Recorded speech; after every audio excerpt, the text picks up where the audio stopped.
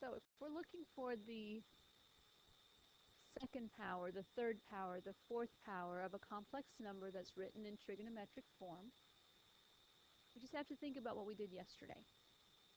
So if I have z as r cosine theta plus I sine theta,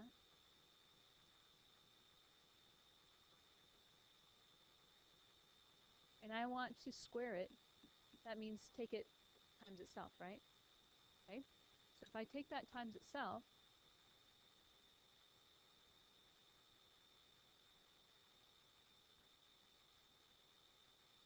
what do we do to the r's when we're multiplying two complex numbers in trig form? What do we do with the r's? Multiply them. So what's r times r? Okay. What did we do with the angles when we were multiplying two complex numbers in trig form? Added them. So what's theta plus theta? 2 theta.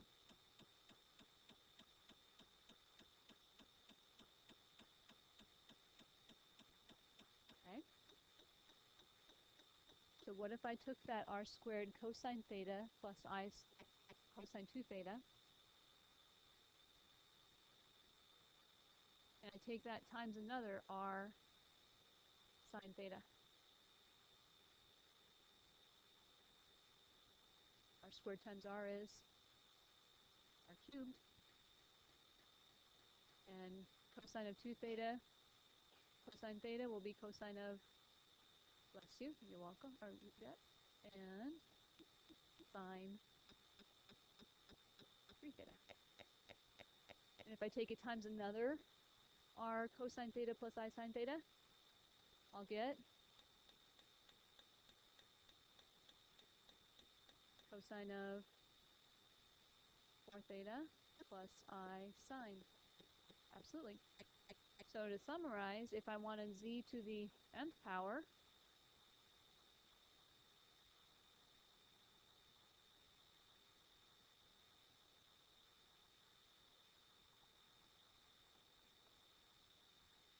perfect. Makes sense? So you have just figured out a theorem by the name of some person, French person I don't know how to pronounce. Okay, we're quite done? Or just do this, write this one and you're good. Okay?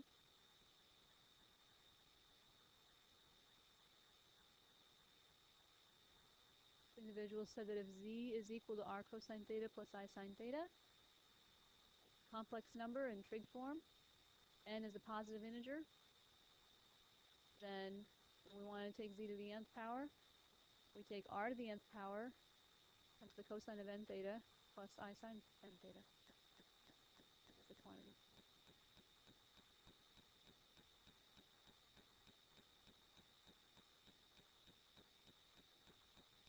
If you're leaving it in trig form, you need to reduce your angles so it's less than one positive rotation, so it's between 0 and 360 or 0 and 2 pi. And we're good.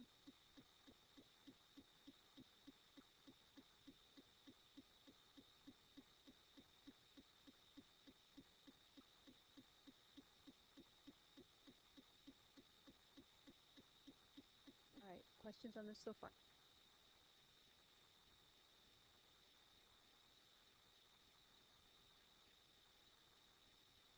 So here we go.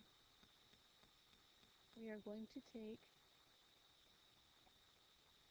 -1 plus 3i, the square root of 3i, or I square root of 3 if you prefer. Most people like to put it before the square root of 3. And we're going to raise that to the 12th power.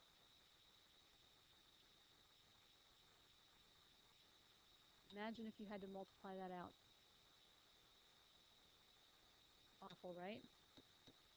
With the binomial theorem, it wouldn't be quite as bad, right? Or with Pascal's triangle. But imagine multiplying that out. Not much fun. So let's put this in trig form and see how easy it becomes. So if we're putting this in trig form, we need two things. R and theta. Which one do you want to find first? R. Okay, so we want to find R. So the square root of negative 1 squared plus the square root of 3 squared. Negative 1 squared is, square root of 3 squared is, so 1 plus 3, r is 2. Okay, so we got plain old 2. Now let's find theta. So if we're at negative 1 plus the square root of 3i,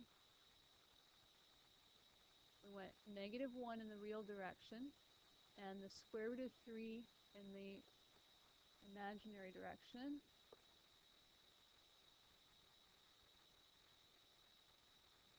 So we're in quadrant 2.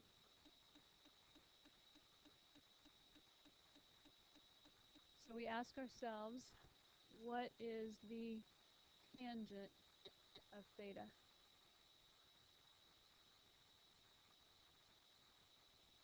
We take the square root of 3b over a, negative 1. We ignore that sign because we can be tricked by that sign, right? When we defined the tangent to be positive and negative for inverse purposes, for our calculators, we said tangent's positive in the first quadrant, negative in the fourth. Sine's positive in the first quadrant, negative in the fourth. Cosine's restricted to the first and second quadrants, right? But this happens to be in the second quadrant.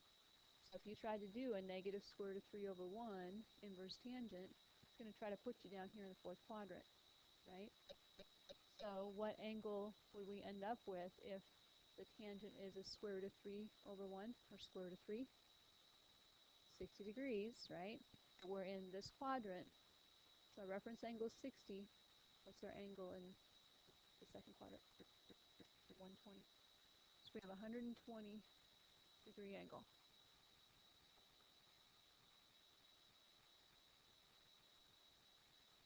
So now we know what our trig form is going to look like, right?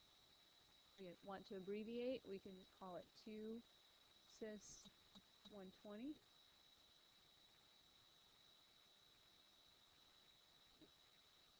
Because that cis stands for 2 times the cosine of 120 plus I sine 120. A shortcut abbreviation. Okay? All right, so there it is, right? In its glorious trig form. And now what do we have to do to it?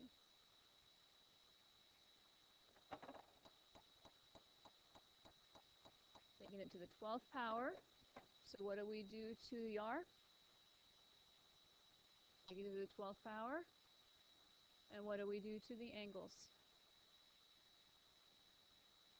Multiply by 12.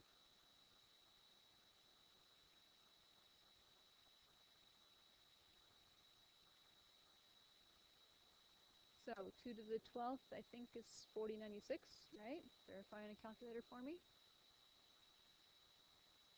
Cosine of 12 times 12 is 144, so 1440 plus I sine 1440.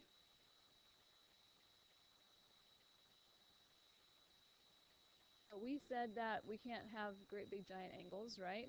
So let's try to get it back between 0 and 360. So if we take off a revolution, 2 revolutions would be 720, right? 4 revolutions would be 1440. So what is theta? 0. So we take 4096 times the cosine of 0 plus I sine 0. What's the cosine of 0? 1. It starts high, right? So we have 4096 times the cosine of 0, which is 1. And what's the sine of 0? 0. I times 0 is still going to be 0, right? So our final answer, 4096. There's a lot easier than taking negative 1 plus the square root of 3i to the 12th power, right? What questions do you have about this slide? All right. So next, we want to go backwards. So we're going to try to find the nth root of complex numbers. Okay. It's not too bad. It looks scary, but it's not too bad. So if we're looking for the nth root of a complex number,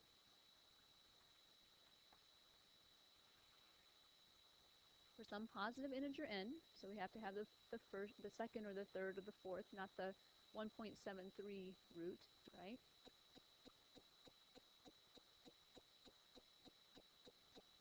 So for some positive integer n, the complex number z in r plus cosine theta I sine theta form has exactly n distinct nth roots. And to find them, you take the nth root of r.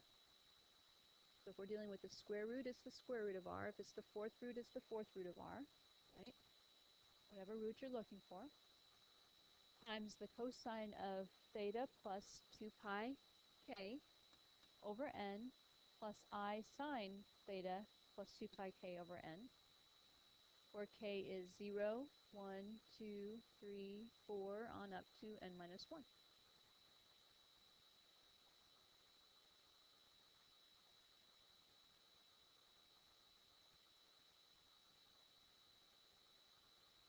So if I wanted the fourth root of a complex number, n is 4, fourth root of r, cosine of theta plus 2 pi. Now, when I start with 0, then I would use 1, 2, and 3. That gives me 4 roots. If I wanted the seventh root, I would use 0, 1, 2, 3, 4, 5, and 6 for k. Let k be each one of those and figure out what all 7 roots are. So far, so good? Makes sense? Okay? I'm not going to do a big one. We'll start with something small. Okay? So we're going to find the square roots of this complex number.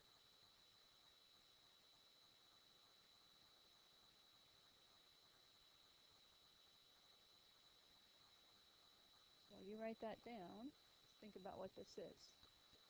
We want the square root of 16 times the cosine of 60. Cosine 60 is 1/2, right? 16 times 1/2 is 8, plus I times sine of 60 square root of 3 over 2, right? Square root of 3 over 2 times 16 would be the square root of 3 over 8. So we want the 2 square roots of that number.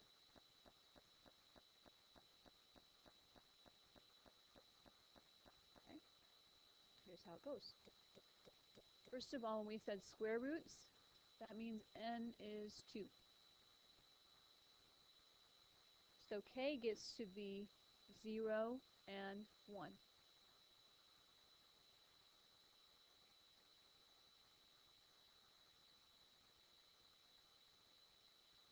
Okay?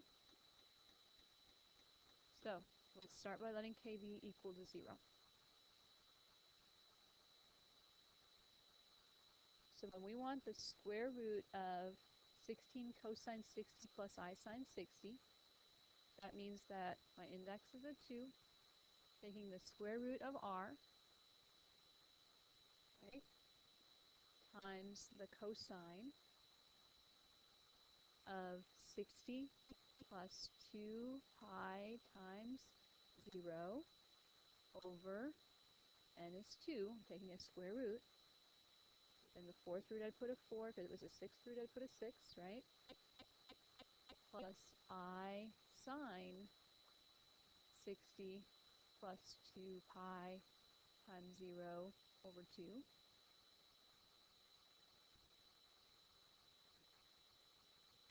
Because k starts counting at 0, and then it's going to become 1 for our 2 square roots. If we wanted the fifth root, the fifth roots of it, we would let k be 0, then 1, then 2, then 3, then 4. Okay? We always start with k as 0.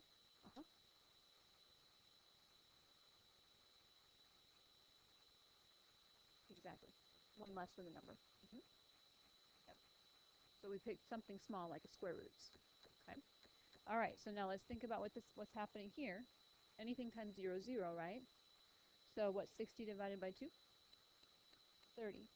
So we're going to find the cosine of 30 and the sine of 30.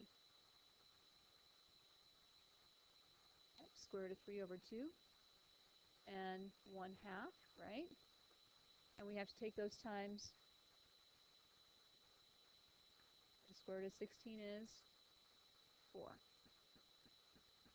So the 4 will cancel with the 2, and we'll get 2 square roots of 3, right? And the 4 cancels with this 2, and we get 2y. That's one of our square roots of that guy. We only need 2, so we only have to do one more time. Okay, this time we let k be 1. Okay, so we're ready to let k be 1. So again, we need to take the square root of 16, and we take that times the cosine of 60 plus 2 pi times 1 now over 2.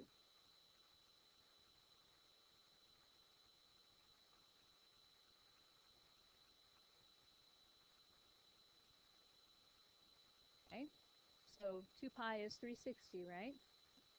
360 plus 60 is 420. 420 divided by 2.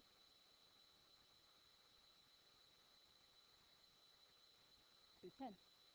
So we're going to take 4 times the cosine of 210 plus I sine 210.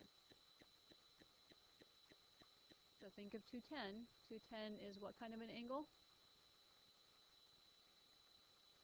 30 in the third quadrant, right? And the only reason we need to know about that quadrant is to know which ones are positive. They're both negative, aren't they? Okay. So if it's a 30-degree angle and the sine and cosine are both negative, cosine of 210 or cosine of 30 is negative root 3 over 2 again, right?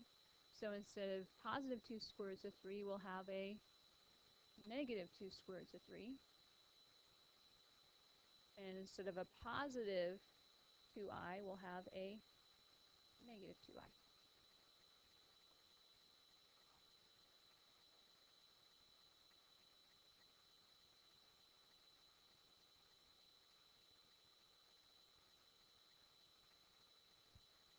Okay. Not too bad, right? Okay.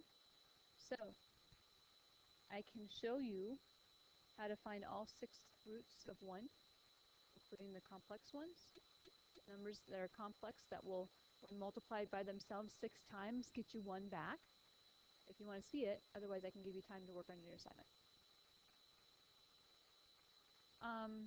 We're introducing, okay, not mastery. So if you want to see it, I can show.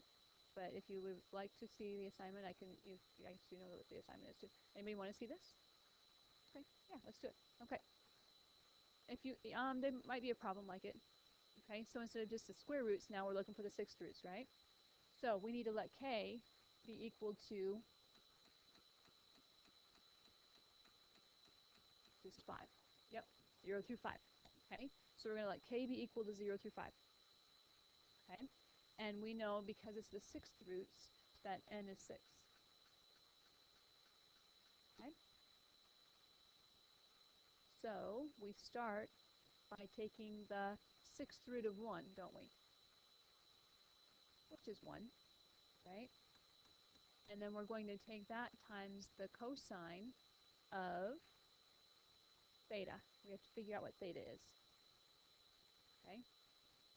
Let's think about where 1 is. 1 is over here on the real part.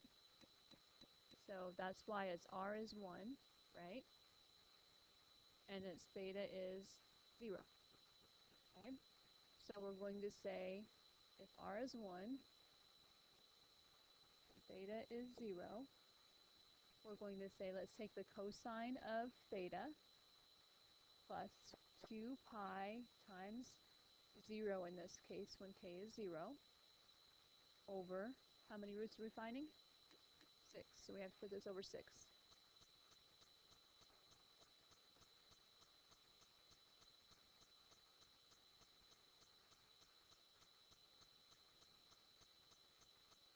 So 0 divided by 6, well, first of all, 0 times 2 pi is 0, right? Plus 0 is 0, and 0 over 6 is 0, right? So we said the cosine of 0 is 1, and the sine of 0 is 0. So it makes sense that one of our roots is going to be 1, right? So we have 1 times 1 plus 0i, 1. We better find negative 1 as another one of our roots, won't we? Okay? All right, let's let k be 1. We're still taking the 6th root of 1, right? But now we're going to say the cosine of 0 plus 2 pi times 1 over 6.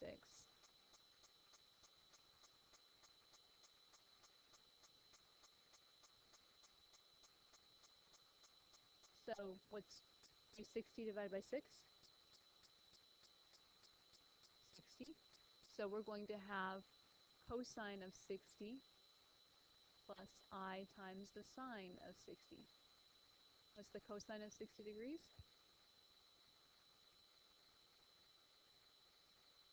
One half plus the sine of 60, square root of 3 over 2, times the 1, right? So this is our second 6th root of 1. Okay. Let's let k be 2. We're taking 1 times the cosine of, now let's think about this, 2 times 2 pi, or 2 times 360 is 720, right? So we're basically taking 2 times 360 divided by 6.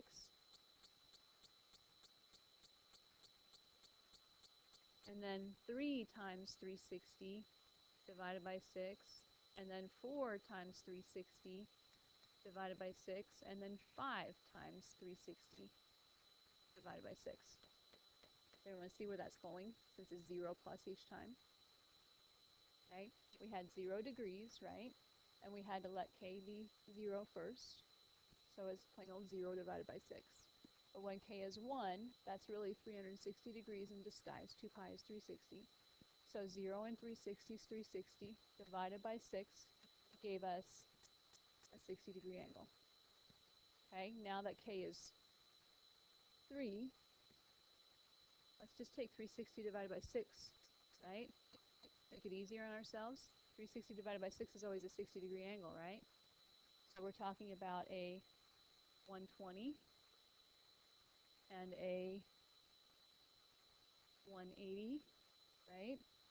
And a 240 and a 300. So those are those angles that we're going to need. Okay, we'll just save ourselves some time. Okay, so now when k was 2, we're letting it take 1 times the cosine of 120 plus I sine 120. When k is 3, we'll have 1 times the cosine of 180 plus I sine 180. When k is 4,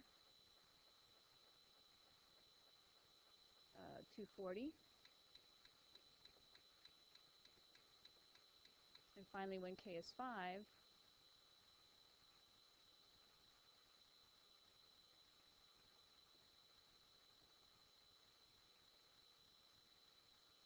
okay, so we've just saved ourselves a lot of brain power by assembly lining this.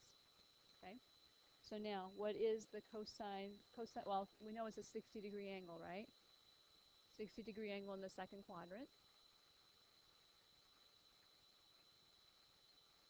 So who's positive?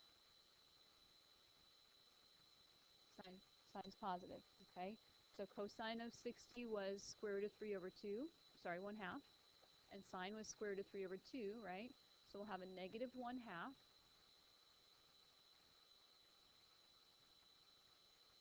and a positive I square root of 3 over 2. There's another one. Okay? 180. What's the cosine of 180?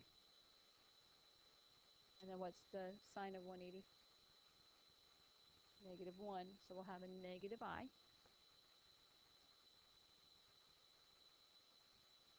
Okay. Cosine 240. 240 is a 60 in the third quadrant. Anybody positive? They're both negative, right? So again, a 60-degree angle, negative 1/2 minus I square root of 3 over 2.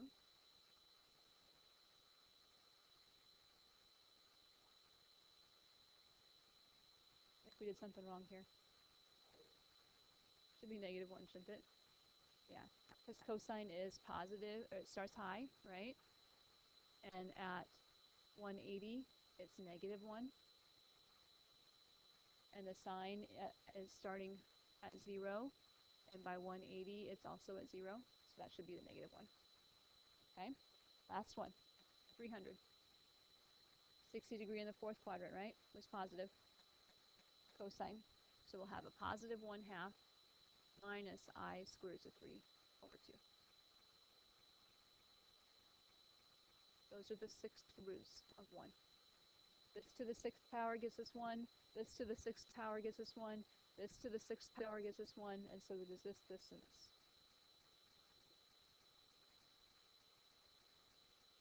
You could, absolutely. You could simply call this 1 plus I square root of 3 all over 2. Same thing. Yep. All right, feeling good? All right, assignment.